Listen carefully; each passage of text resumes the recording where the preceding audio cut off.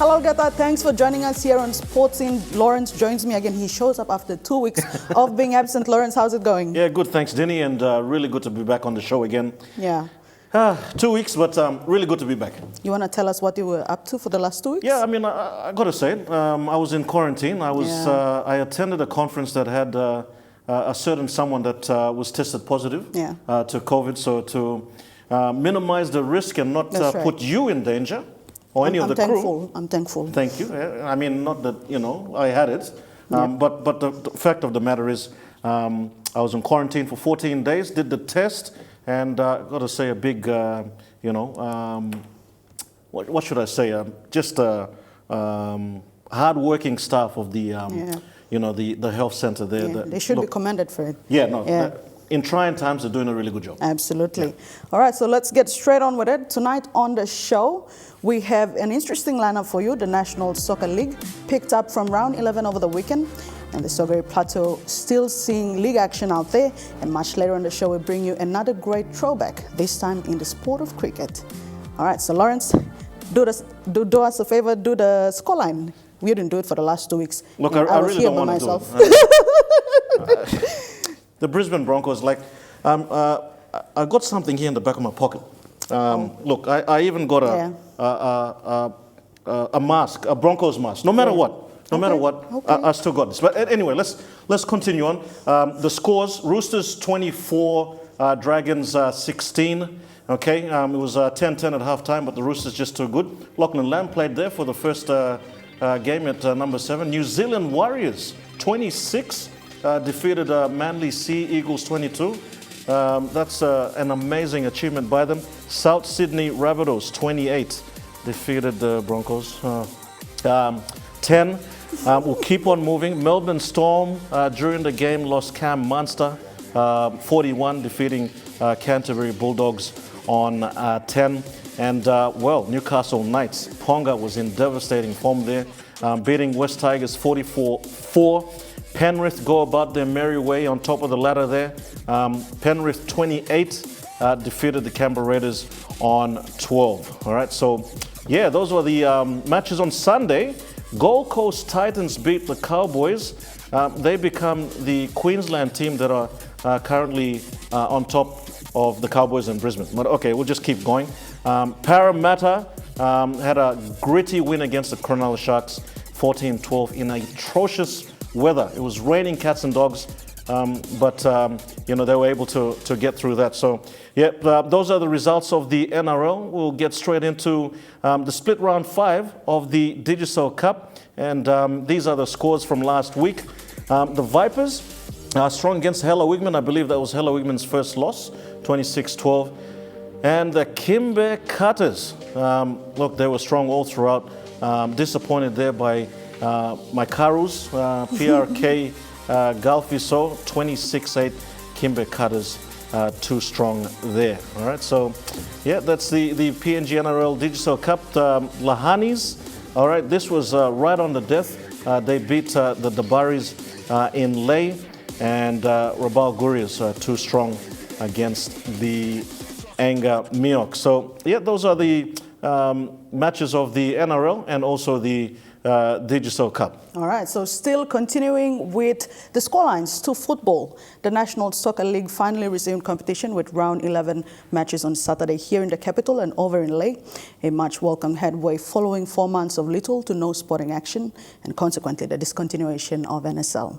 Now Saturday's round of matches saw the likes of Ley City still exerting dominance in a 5-0 thrashing of Gulf Comara. Hekari United on the other hand restricted FC Bougainville by a 2-0 beating, and the Morobe Wawans proved to be better with a 3-1 win over Morobe United, while Kutubu and Stallions, along with Star Mountain and Vitesse, drew a 2-flat. In the meantime, Ley City and Hekari still remain as competition leaders, followed by Vitesse. All right, so this weekend is expected to be far more interesting as all these teams get into flow of competition, and we do wish them all the best, Lawrence. Yeah, no, it's going to be a massive weekend of sports, especially the NSL. Yep. The big match, we've got to say, Hekari versus Ley City. What a grudge match. Yeah. That's going to be a massive. That's going to be a really interesting one to see. And after the long break, we'll see. We'll see what happens this weekend. All right, so reminder to you viewers, all these big matches will be happening over the weekend, but please remember, do not congregate to sporting venues. We now have, as of yesterday, we have 55 more cases confirmed, COVID-19 cases, making it 287 cases recorded so far. So please refrain from congregating to very public places and stay in groups and watch the matches. Just stay at home and follow it online, preferably. Yeah, thanks for that, Dee. We're going to take a break here, and we will return back with the Koari Rugby League.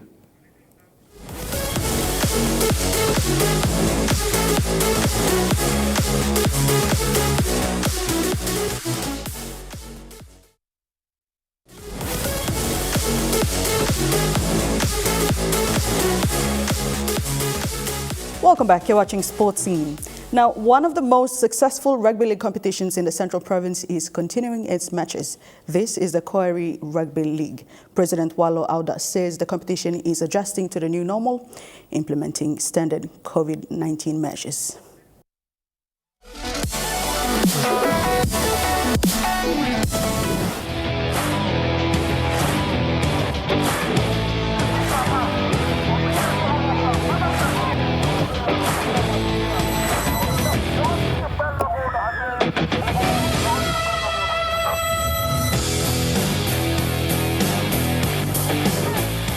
It's been really challenging. I was really concerned about how to adhere with the SOP and encouraging the people, even they are from the villages, but just to educate them on. And it's really a big load, but I'm still working on it. I have a very good executives that are really supporting me. And the big thing is that we want to protect the integrity of Rugby League. Whatever the Rugby League is, for us as an affiliate, we are a major affiliate, as the biggest affiliate in Southern Confederate. And to run through this SOP timing, the COVID timing is really hard in terms of security, and the other things is really expensive and costly, but we are really trying our best.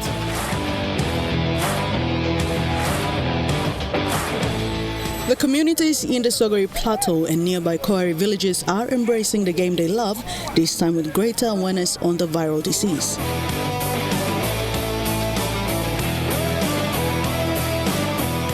The games are progressing well, with teams and spectators all asked to comply with the current protocols. I hope next week we'll improve on, and social distancing is one thing that we really emphasize.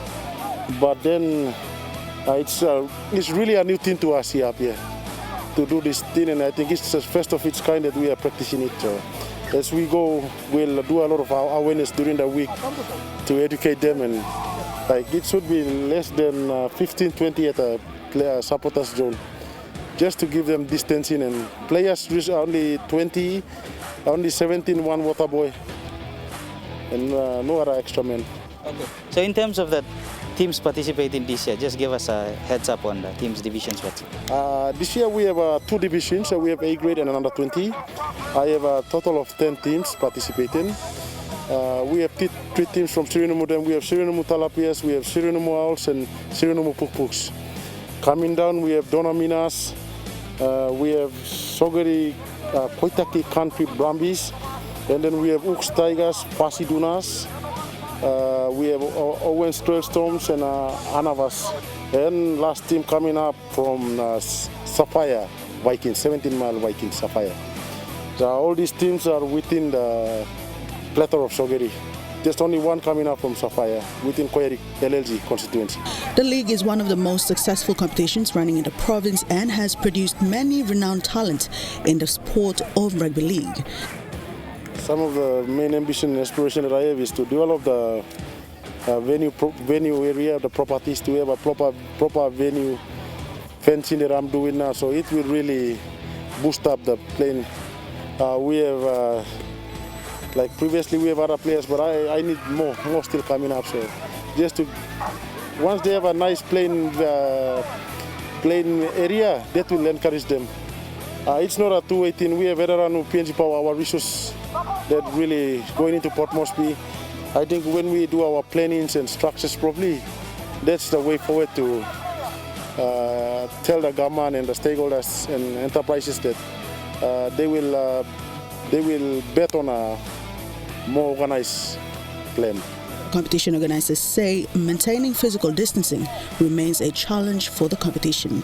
They hope to get relevant paperwork in place before they can seek support to build proper boundaries to control crowd movement. So far the competition has gone fine. We are into our round 3 and I'm really working hard with my SOP. I've already submitted a week ago with the Confederate Administrator, and I want that to be submitted quickly to the Sports Federation. So on the COVID-19, it's really important that we really ensuring that we all comply with, we make sure we're doing our checks and encouraging people to come in with masks, because some of the players coming in from Port Moresby, and Sogori is just a corridor to Port Moresby.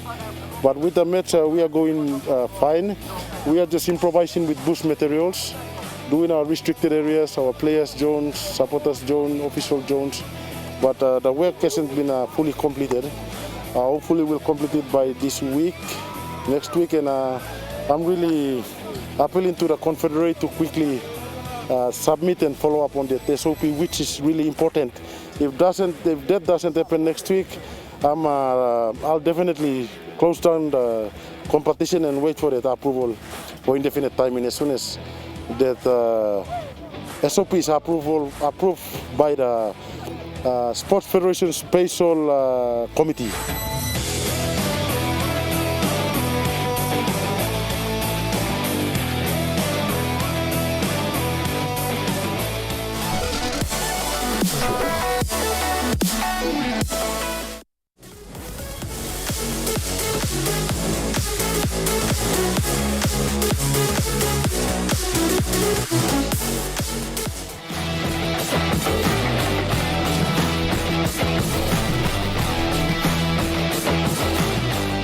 All right, welcome back to the show. We now get into the vault. We go back 21 years and the sport of cricket. Cricket, where a bunch of boys went to the first ever World Cup that PNG were able to participate in. It was 1999 in Johannesburg, South Africa. The captain at the time was Chris Alu. Their coach was William Maha. And there were a host of players as well. Raru Adikana, Daniel Alu, Richard Leka, Jamie Iga, just to name a few. And I think there was also a guy by the name of Roger Ravusiro who also took part in that cricket team. 1999, 21 years ago. Let's roll the tape and see what else we can find out. Here we go. Papua New Guinea, a land of mystery, tall mountains that reach far into the sky, a land of untamed hostility and cricket. Well, not really cricket. And over 700 languages to deal with, money for sport isn't a priority. Now, the North is traditional German rule, the South is traditionally English rule, and so no prizes for guessing where the cricket players come from. Although even those that do play the game do so with tennis balls wrapped in insulation and on pitches made in the middle of dusty roads. Now, with these sorts of conditions, how has a country like Papua New Guinea made it into the World Under-19 Championships? Well, to be honest, no one, not even their very own cricket board, expected it.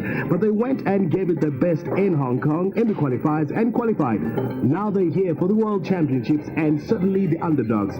But to even be here is a tremendous accomplishment considering where they've come from. Well, we sort of play cricket with these tennis balls which are installated and play cricket in the streets.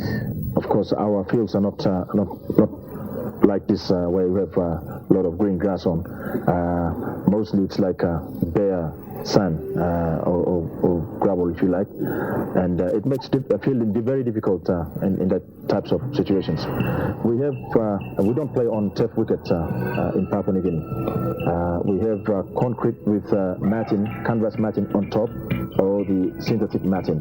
You see, we don't use 4-piece balls back at home, and this is the 4-piece ball is foreign to our bowlers, and so therefore they don't control it well, and they don't maintain their line and length. If they use the same grip as a two-piece ball, they ball wides and they're gonna ball wides, and that's a problem we have. So my advice to the bowlers has been to hold it across the seam. Most of us, actually all of us, we don't attend cricket school, cricket academy schools. We're just street cricketers, we play cricket. While for street players, they're certainly doing okay. Simply by being here means they're one of the top 16 countries in the world. For the entire team, qualifying in Hong Kong was the first time they'd ever been out of the country. So this trip certainly means a lot to them. Now, this is a World Cup, and it is really encouraging for the kids, and quite an experience for them to come and play against such big-name countries like Zimbabwe, West Indies, Australia in our pool. Mind you, we are in the toughest pool of the four because we are the only non-playing test nation. Whereas in the other pools, you have at least 2 test-playing nations. The rest are associate members like us. So it is a good experience for the kids, and I'm sure it will do them a well of good when we go back home. Win or lose, these street players from Papua New Guinea can certainly be proud of themselves. Within the top 16 in the world, this trip sets a precedent for the rest of their cricket careers, not to mention being an aspiration to many South Africans.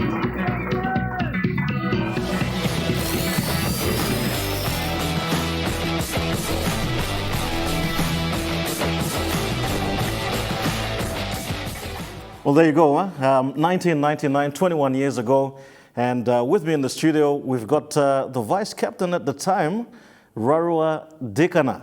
He was able to join us after a very busy schedule this evening.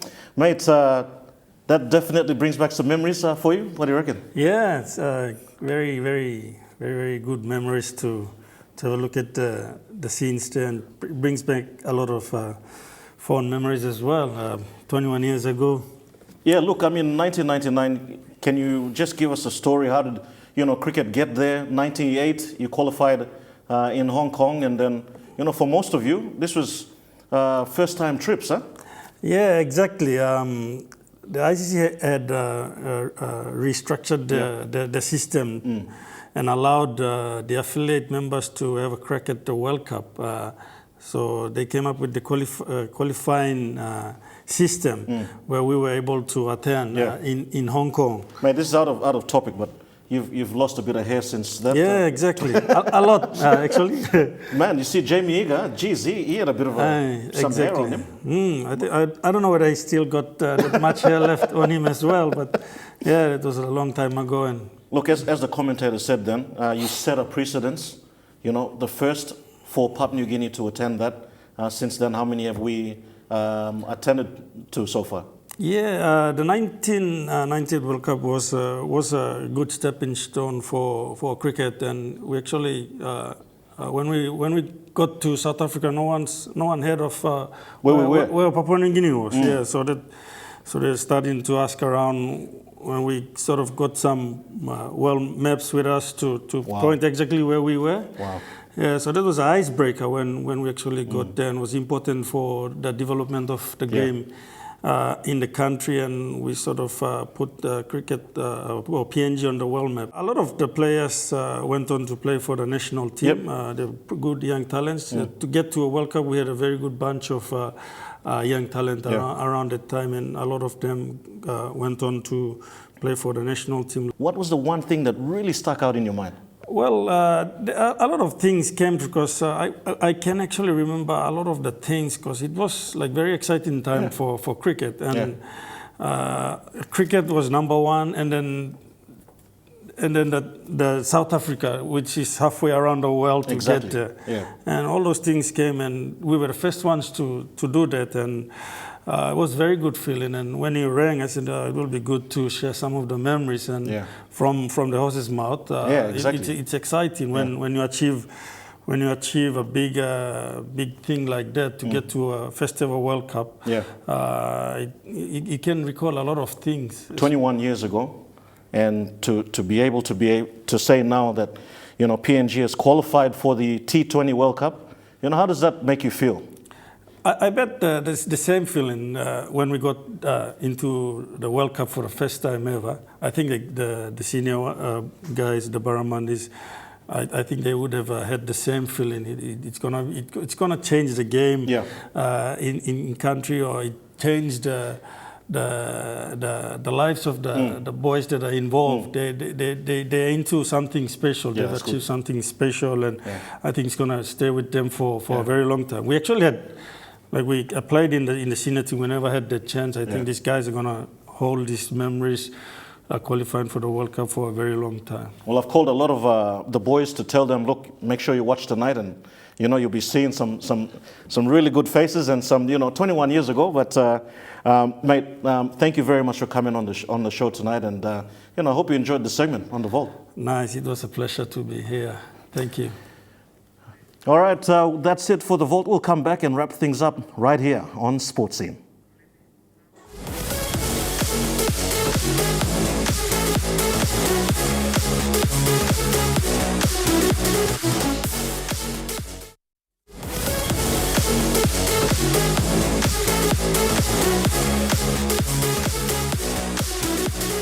Welcome back. You're watching Sports In. Unfortunately, this is the last segment here in the show. But before we go, we'll just keep you in the loop with what's coming up this weekend, Lawrence. Yeah, no, absolutely. There's a whole heap happening. The NRL Telstra Premiership, round number 14. Let's go through this really quickly.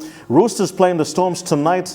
Lachlan Lamb playing his second game at number 7. No Cam Munster for the Melbourne Storms. So that should be a really, really good game there. On Friday night, New Zealand Warriors v Penrith Panthers.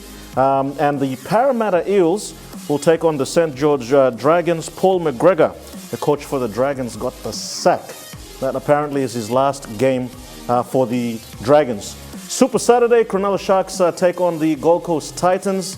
North Queensland Cowboys take on the South Sydney Rabbitohs. And the last game on Saturday night in Canberra, the Raiders take on the Brisbane Broncos. Now, on Sunday, the 16th of August, Newcastle Knights versus Manly Sea Eagles, and the West Tigers take on the Canterbury Bulldogs. So those are the matches for the NRL. Let's skip right now through to the Digicel Cup, round number 6. And this weekend on Sunday in Port Moresby at the Sir John Guy Stadium, Port Moresby Vipers take on Wagi Tumbe, and the Central Dabaris v Mendi Moruks. Over in Lae, we've got the Tigers taking on the Cutters, and the Miocs taking on Galfiso, and the Gurias match versus Lahani is meant to be played in Kokopo due to some flight restrictions there. They moved the game back to Lae. So, yeah, those are the matches for the Rugby League. Now through to the NSL.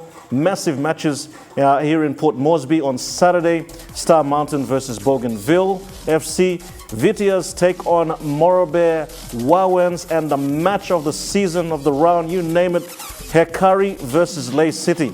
A massive match, grudge match. And over in Lae, we've got the matches there on Saturday as well. Tusbab Stallions versus Morobeh United, and the Gulf Komara take on Kutubu FC. Whew, that was a whole heap of draws and everything else that I had to go through there. I'm really happy that I'm back on the show and doing all of this. Absolutely.